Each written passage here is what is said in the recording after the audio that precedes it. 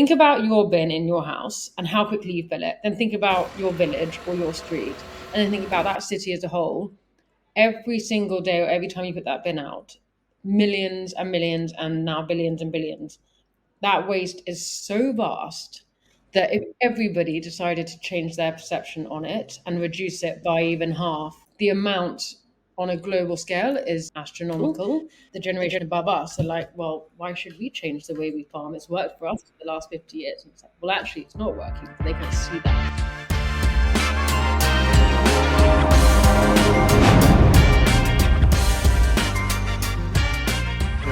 Entrepreneurship. When I've delved into ChicP, the company, its blood is sustainability and equality. So I can imagine that there was quite a origin story that came out of that for you. Yes, very much so. Even at school, I was always aware of just resources, full stop, whether it was lighting, water, running your shower, brushing your teeth, turning your lights out if we're going to leave the room, to the food that we were given at lunches, and seeing vast amount of it and thinking, my gosh, everybody's eaten. What are they going to do with all this food? And I just was always really conscious, and I was always turning people's lights off and turning people's water off. And I was like, God, go away, you're so annoying. But actually, I have this like tickle in me. There's no particular reason. I think it's just ingrained in me. My mother hasn't taught me anything in particular. And so I, after I left school, I then did a cookery course, and it was a very much fun to talk and just found this kind of love and passion for food and where it comes from and making sure that everything was healthy, organic, and that there was no waste. And if there was waste, it was in a circular system and it was fed back to the pigs and or used for compost. And always turn my leftover vegetable dishes from the evening before into different types of dips if I couldn't turn it into a frittata or a quiche or a curry. And everyone would be like, what's the dip of the day, Hannah? And it just became really obvious that it was such an easy way of creating a healthier, but more unique and just non-wasting dish, which kids loved, and then the mums loved it because the kids were eating this healthy food. They didn't know it was bright pink or green, and I was saving the money at the same time as not wasting food. And so, along with doing that, I did a lot of work in hospitality and events and saw the amount of food go to waste at those events. And so it all kind of came together at a similar time. And I was like, my gosh, I just need to do something about this. I need to raise awareness around food waste. I wanted to educate people how to waste less at home, but also create a healthy vegan product that was sustainable, but high in protein, also natural, high in fiber, and also helping British farmers and the food supply chain by helping reduce waste. Yeah, that's really interesting because when I think of sustainable practices, the media that I consume on a day-to-day basis would have me think that it's too hard, that not one person can change. This has to be the system as a whole. So then it leaves me to think, well, if I can't change, then what's the point in even trying?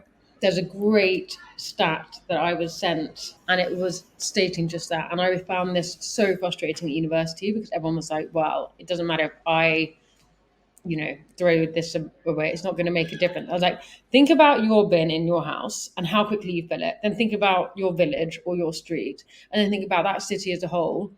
Every single day or every time you put that bin out, millions and millions and now billions and billions. That waste is so vast that if everybody decided to change their perception on it and reduce it by even half and recycle, and the amount on a global scale is astronomical. And every single person's small decision makes long lasting change.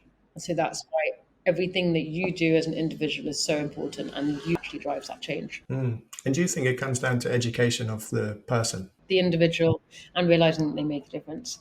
And also just think about your bills. Like if you just turn the light off every time, or you're saving maybe 5p that time, but add it all up and it's hundreds of pounds at the end of the day. Right, yeah. It's almost got to start at a selfish point of view. Like, oh, for you, you'll save. And for you, you'll save the planet by not throwing out the waste and recycling instead. I think more people need to be incentivized because I do it for the planet, but most people that they're doing it kind of selfish reasons. And I just think, well, then need to incentivize it for themselves, and then maybe the plan will come. Yeah, so it's a strange question, but I was listening to something a while ago and it sparked the idea that some people have the capacity to envelop a world problem, like you said, and you took the responsibility on your shoulders that there was such waste in this country. So then you wanted to do something about it. But I've met many people, I work in construction.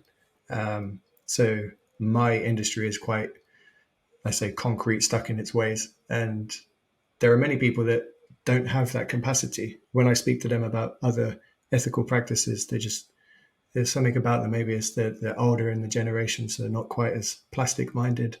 There's quite a lot of times they have hostility towards it and think, wow, it's okay for them, but for me, it's no problem. Totally, I think that's a big issue, and being in the different industries that you're in, because if you're not surrounded by it, or you're not aware, then you might not think it's a problem, and then if someone brings it upon you and you haven't been a witness to it before, then why should it be anything to do with you? But actually, it comes down to education again, always. Yeah, and the strange thing is that there's no lack of money within the construction industry, so you can't put it down to construction. You could probably put it down to corruption amongst the higher powers, and the conservatism that runs through construction. Everyone's happy with what's come before them, so they just continue doing the same thing over and over again. But there's definitely, I think this is one of the sectors that in the future will have to change. Yeah, and I think it's a bit like farming. It's a traditional thing where farms and people who run farms has been passed down from generation to generation, and so the generation above us are like, well, why should we change the way we farm? It's worked for us for the last 50 years. And it's like, well, actually, it's not working. But they can't see that. Mm. Yeah, that's very true. So then, in which ways are you combating that through ChicP? So I started out by using surplus from London market. So we were too small at that stage to work directly with farmers, and I have a great number of farmers in the lineup, and people who I connect with still now. And they said the best thing to do is start smaller, get the surplus going, then generate a small amount of revenue and sales in the area that you're in, and then as you grow and get the volumes, you can then work with the farmers. So I'm now kind of past that stage. I'm now in the middle stage where we're actually changing our recipes, where we're using aquafaba, which is the byproduct of boiling chickpeas, and using that in our recipe to reduce our oil content and which makes it healthier, and then reduces the amount of wastage in the sewage system, as it were. It does cost to waste, and also that all that water that they're using costs them in the first place. So if you can put that back into the recipe, it's really beneficial and it's really healthy. It's really high in protein, and it's otherwise known as an egg replacement for vegans. And then I'm actually on a kind of sustainability packaging campaign, which I'm working on. So that's all kind of not confidential, but TBC. And then our surplus is varied. So we use the stalks and the spinach and the parsley and the excess leaves, and then various carrot and beetroot suppliers, etc. When there's surplus, we use it. We can't guarantee that there's surplus all the time because that just isn't realistic, and it doesn't work like that in the growing growers market. And I think anybody who does that is incorrect to do so. We're very transparent about that. So, can I ask a question about the early days then, when you first started out? I am assuming it was just you that would go around and speak to these people face to face. And what would be your sales pitch at that stage? Can I take your waste? Yeah, pretty much. I would go kind of. I was someone helped me who'd done it before, and she was like, just go really early in the mornings. I knew a few events people who I actually told them how, like, we started doing events at clubs as well, because we ended up getting so much waste that I didn't know what to do with it. So I ended up having to do dinner parties and constantly, because I was like, I can't throw this away. It really became a bit of a bane in my life, because I ended up focusing more on the waste than actually growing my business. And I think that was a real That's why the first few years I almost think don't shouldn't count. Yeah. Just a learning process. But yeah, I'd go to New Common Garden Market, and it's changed now, so you can't just walk in like I used to in like jeans, and it was all kind of men who've been working between midnight to 6 a.m. pretty much 6 7 a.m. So I try and like look quite masculine and not Okay. everyone like, why are you here at this time? Like with bags, Yeah. and I literally jump in the bins. I'd be, crawling over because I just see Yeah. huge crates and cardboard boxes of full of mangoes and beetroots and herbs. And the reason I got my flavors now is because of those were the ingredients I was seeing go to waste the most, and they're the ones I also chose in terms of seasonality and UK produce because there's loads of bananas always going to waste, and I did create a chocolate banana and avocado hummus, like that one. But things like mangoes, and I didn't really want to be promoting bringing in produce from the other side of the world. But beetroots, carrots were always either too large, broken sacks, not the right size. Herbs were always being wasted because they bruised and went off really quickly. So I carry home a car full every single time. And then I moved to, when we started getting some traction, I moved to Fields Market, which is one of the largest wholesale markets in Europe. Wow. It's a bit less, like less higher quality. So, and I found a driver there who knew all the suppliers really well, and so he knew whenever they had surplus, so he'd be going up the roads, being like, "If you have any beetroot spare, etc." Wow. So, what would you say to someone that is of the younger generation that has the same drive that you have to make a change, but social pressures and peer pressure gets in the way from stopping them jumping in someone else's rubbish? Oh, get over it. No, I'm joking.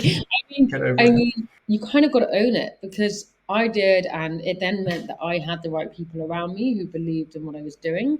And if you make it like a bit of a joke, sometimes people are like, "Oh my god, I can't believe you do that." I'm like, well, you go and enjoy your computer games. I'm going to do something that really matters to me.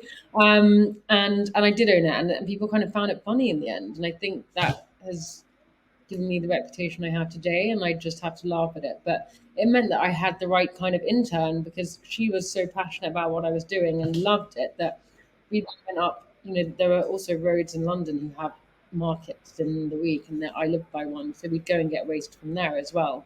And when I say waste, it's not always waste. You can still see a whole box of tomatoes in a bin, and they're absolutely perfect, haven't been touched. These bins are basically for vegetables anyway, so they're not even dirty. And people just have the wrong perception on what a bin is in certain situations. And I found her in it, screaming, "Hannah!" down the road. "Look what I found!" And I was like, "Oh my god, get out and never shout my name in public." And it was so funny. And I was like, "That is so awesome! Like, go her!" She just didn't care. She was so willing and keen to get these mangoes out the bin that we'd all go and enjoy afterwards. Yeah, and I think basically the thing to do now is like make food waste seriously uncool. That's the kind of aim. Like when you go out for dinner and you like order lots and then you don't eat it. It's cool to ask for a doggy bag, not cool to waste it. And it's the same at home. Don't just throw away a pack of cheese because you think it's off and you haven't tried it. Like I really get quite upset when people do that, and it just shouldn't be allowed. Like, there should be penalties for food waste. Like, how does someone think that that grower has milked the cheese previously, prior to it being cheese from the cow? Like, so much resource and labour has gone into the production of that. So many road miles. So many people in that chain, and then people just think it's okay to throw it away. And I think fast food may have a giant cause to play because you don't consider what you're eating as actual food, where it's been grown, been touched by a human. Totally. I think we're just completely removed from the supply chain, so it's very hard to imagine what that food looked like before it was a burger. Whereas if they had like a chicken next to it and the story of its life and the farmer that grew it, there'd maybe a bit more respect for what we were eating. There was one milk brand I saw a while ago that had the name of the cow that produced that milk. or the names of different cows on the farm that produce the milk. Amazing. Exactly. Personal.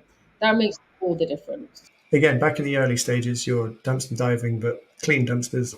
You're collecting all of this waste and you're going back to your house or your kitchen, preparing it, and then making it into these different hummus pots. Would you then go out and package it and sell it? Or what was your main driving force at that stage? So at the beginning, I think I had a few local customers, like Rude Health Cafe was one of my first ever customers because they were right by me.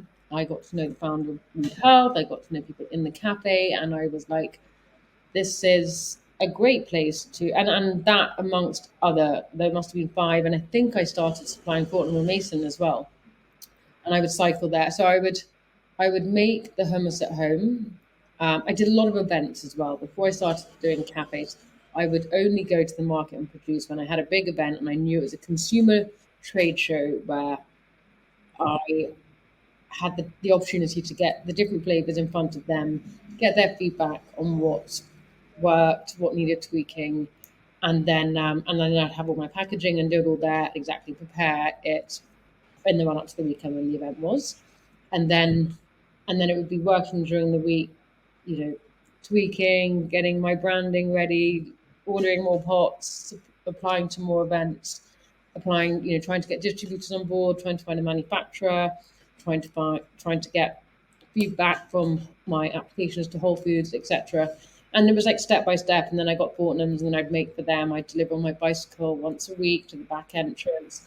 I knew it was really like step by step like that until I got Whole Foods. I was then able to use my manufacturer, and then it was a kind of chicken and egg situation.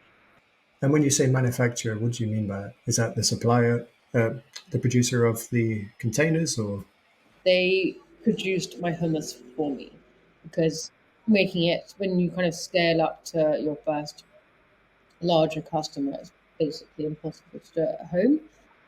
But it was for me with hummus, and I didn't want to go to a kitchen and do the kitchen malarkey. That was just stressful. I just wanted to get it out of my hands so I could focus on the growth of the business. So they would do it for me, and then it would go through a distributor who would then deliver it to Whole Foods. I like that. And at what stage did you decide manufacturing was the next stage? And within that, what direction did you want the company to go in? I guess what I did is almost do it like three things at the same time. I was always aware that my goal was to find a manufacturer, and that the things that were needed to get to make sense for me to take it on were bigger customers and therefore volume. And so what I needed to make sure is that if I wanted a manufacturer, I had to have it lined up so that if I was already approaching a retailer and a distributor, because you need both to work. So you're kind of saying, yes, I've got one, I've got the other. You're speaking to them. Uh, I made sure that I was kind of lined up. So I went to the manufacturer and said, look, this is what I'm doing. These are the customers I'm about to get on board, and therefore, can you make these recipes based on these customers and potential volumes? And this guy said yes because they were smaller. They took upon on me, and they made the recipes so that everything was ready, so that if the Whole Foods or whoever it was said yes, then they'd be able to press the go button. So it was very much, and while I was doing a few trials with them, I was going out to customers, and Planet Organic were always asking for samples, and it was, and and then the distributors saying, "Well, have you got Whole Foods or have you got?" And I was like, "Yep, soon coming." And I was, it was literally a kind of yep, yep, yep to everybody, and then it all happened in the same week practically. Hmm. And that's really interesting. On the flip side of that is giving away or delegating the problems that you don't want to handle because you feel like someone else is more qualified or has a better interest in that. At what stage did you realize your unique skills and your unique passions within this company? Yeah, it's a good question. I think I definitely was good at problem solving because I was doing it, and so I realised that when I'm kind of put under this a challenge, and especially when it needs a deadline, I'm very quick to react, probably too quick sometimes. I'm like trying to learn to not always answer an email immediately, and so things like that. I'm much more like on the boss one. But I was less good at prioritizing because of that. So I've realized I wasted probably a lot of time during these years, um, not focusing on what really mattered, like what was really going to grow my business. Like one stage, another business had a huge amount of waste and we were trying to use it and we weren't allowed to. So I ended up doing a lot of work to try and help them find a home for their waste and just kind of abandoning my company. I mean, what the hell? Because I was so passionate about the waste. So I'm putting a lot of things that don't matter at the moment to the side and just focusing on sales. And have you always been, for lack of a better word, stubborn in the way of this is what I'm going to do, and then I can delegate everything else? No, but I should be. I definitely delegate more like social media right now. It's just not for me. I can't do these reels and I'm awful. So I absolutely delegate. I've got a new sales director because overseeing all of sales and being on top of all of that and really organized is not for me. And it's a really big picture, that one. So I have to manage it in order for me to run the rest of the business. Sure. And then the future for Chickpea and the future for you personally, I can imagine just by the 30 minutes I've been speaking with you, the amount of ambition oozing from you. I can imagine that Chickpea is not going to be the end goal for you. Have you got anything else, maybe overall, in the future? Yeah, 100%. Um, yeah, I'm dying to get my hands dirty again. I want to be in the soil. I want to be working on regenerative farming practices. So farming, growing, protecting trees, our water and our rivers, soil. I'm also really interested in like foraging, but also herbs and herbal medicines and mushrooms. So that whole space. If you do anything in mushrooms, I'm there. I love mushrooms. Not necessarily to taste, but just finding different species and learning about them is, I've done a little bit of that, and I think the health benefits. And I take a lot of lion's mane powder, and I drink mushroom powders instead of coffee now. Like that. So yeah, it's a real interesting. There's so much. yeah, yeah. Have you seen there seems to be an insurgence of taking natural ingredients, let's say like lion's mane and reishi, and mixing it with something that's already in the consumer day-to-day life, like coffee, combining it into mushroom coffee and teas and microdosing these things. That's what I do on a day to day. Yeah, I even made a banana cake today because someone I had to move office, and there was like all these bananas that were about to go in the bin. I was like, right, and I put cat's claw powder, which is a mushroom powder, into the banana cake with maca and other superfoods, so that it's healthy. The things that Chickpea are doing for the future, it was the young generation. It was employing them or bringing them into your company, at least from what I read, and helping them to avoid unemployment in the future, giving them the skills within sustainability. Everybody who's worked for us has ended up going on to get great jobs. I'm always quite envious of them. I'm like, God, wow. But yes, I think everybody who we employ, we really want to make sure they're totally passionate about making change and really believe in our ethos. So important, and they're not going to do as good a job if they don't really believe in the process and journey and the reason why it started. And yeah, I mean, I've helped quite a few people who have wanted those kind of roles and wanted a better understanding of sustainability or are struggling to get some work and also I'm I'm passionate about is helping people on the next stages as well. So if they wanted to do some experience and then wanted to go somewhere else, I would try and make introductions for them if they wanted to go into recycling water bottles or there's we've connected so many with so many brands and people on our journey that I can make those introductions for anyone who wants to come. Wow. Yeah. And I guess that's, as you said at the beginning, it's a way of giving back. So when you become a mentor or high enough to be one. Totally. And I'd love that. Oh gosh, can't wait to have to do that. The last question is, to a younger Hannah, what would you say if she was around 10 to 14 years old and you had all the knowledge you have now, but you can only pass down one big category? What wisdom would you instill in a young Hannah? I think don't do so much of it on your own. If you can get a team earlier on and really focus your priorities, because what I would say is that I've done what I've been doing probably for longer than I would have wanted, but COVID got in the way as well. Um, and I haven't even realized until raising investment now, later on. I was like, "Oh, you've been doing this a while." And I'm like, "Well, I was on my own journey." And to be honest, I really loved it. And so part of it was like, well, yes, get help early on and you might have a faster journey. At the same time, don't always listen to other people and compare them yourself. Because I'm having to compare myself against massive brands who are turning over millions and millions, who've raised hundreds of millions or a million, but I haven't raised anything. And I bootstrapped for 7 years. And so that's a very different journey that you're going to be on. And I might now accelerate to where I want to be.